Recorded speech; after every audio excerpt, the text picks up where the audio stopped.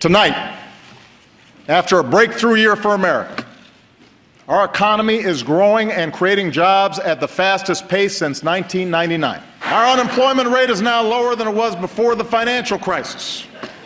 More of our kids are graduating than ever before. More of our people are insured than ever before.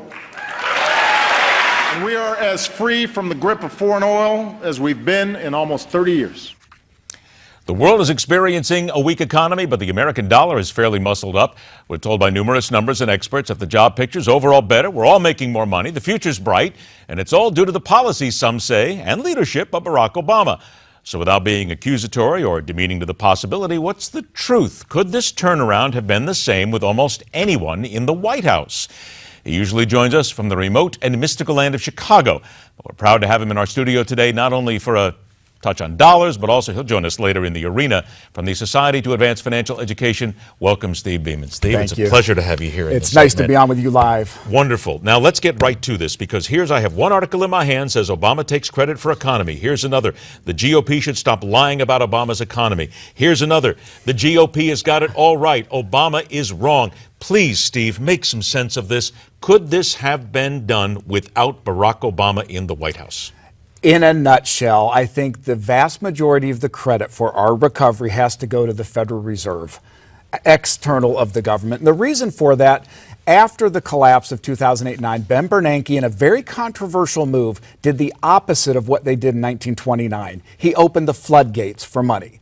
The Federal Reserve has put $3 trillion new dollars into this economy, kept interest rates at or near zero, and that has been the core of the reason we've had economic growth. When we hear numbers, and here's something from the Daily Caller, which says the U.S. economy produced $1 trillion less in 2014 than the president promised in his February plan.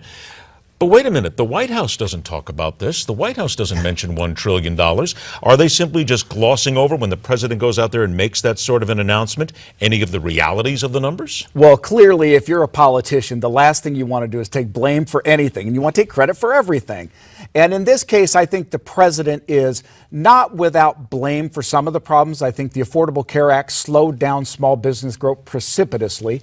I think it's affected our GDP. But he also can't take the credit for stuff when it's the Fed that's done it. And I think we cannot ignore the impact of the Federal Reserve, both here and abroad in Europe, and what they've done. There was an editorial page in the Wall Street Journal in March of 2009 said Obama's radicalism is killing the Dow. The Dow went immediately up. It closed at over 17,000, had a 168% increase. Is what the president has done the reason why the Dow has gone up, or are we going back to the Fed again? It is going to go back to the Fed. It's not the president at all. The $1 trillion stimulus the president's administration did little or nothing to the economy. What drives the economic activity is money, and it's where money is best invested right now. Stocks are the better investment than bonds and then cash, so people put their money in stocks. The employment numbers are the better ones that tell what the fiscal policies of the U.S. are doing. And right now, the job growth that we're seeing is in part-time jobs. It's not in full-time jobs, and we're not seeing the kind of wage growth we would like to see. And I think to some extent that is attributable directly to the Affordable Care Act. What could the president take credit for? I think he can take credit legitimately for having some semblance of stability in the administration since 2008. I do think American confidence is a big thing. And when an administration shows stability and shows a direction, American people will respond with a positive attitude, and that helps the economy. Is part of the reason perhaps what I mentioned at the beginning, and that's that the global economy is suffering quite a lot now. Does that help drive up what we're doing, regardless of who's in the White House? Well, it clearly puts people into the dollar. When you have Europe in turmoil, the Far East and China now on the precipice of a recession, people are flooding to the U.S. dollar. Serves to keep interest rates low, serves to keep our stock market high. All right, 30 seconds left before we get out of here, so I'm going to put you on the spot. Let's put it on a scale of 1 to 10. The president says he's the one who did it. The GOP says you're not the one who did it. If you were to grade the president on a scale of 1 to 10, what does he get for this economy going forward? 4.5. 4.5. Well, what's the 0.5? I didn't know you'd go for points there all of a Because sudden. he's slightly below what I would consider average. Okay, so he is below average. Slightly below. I'm putting 5 right at the medium point. So every single time we look at it when the president speaks, we need to make sure we have some of the factual numbers behind it. Facts help. Okay. Hold on to all that Cubs stuff here because you're going to come back a little bit later on. All right.